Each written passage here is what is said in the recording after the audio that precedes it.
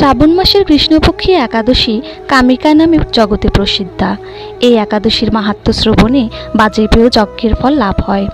ভগবান শ্রীহরির পূজা অর্চনা অপরিমিত পুণ্য ফল প্রদান করে।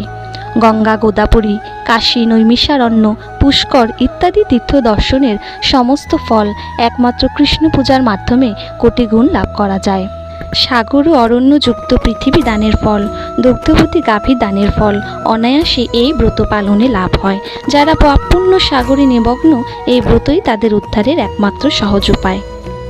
এই রকম পবিত্র পাপনাশক শ্রেষ্ঠ ব্রত আর জগতে নেই।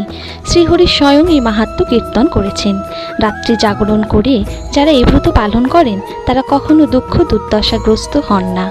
এই ব্রত পালনকারী কখনো নিম্নজনী প্রাপ্ত হন না। কেশবপ্রিয়া তুলসীপত্রে যিনি শ্রীহরির পূজা করেন, পদ্ম পাতায় জলের মতো তিনি পাপে নির্লিপ্ত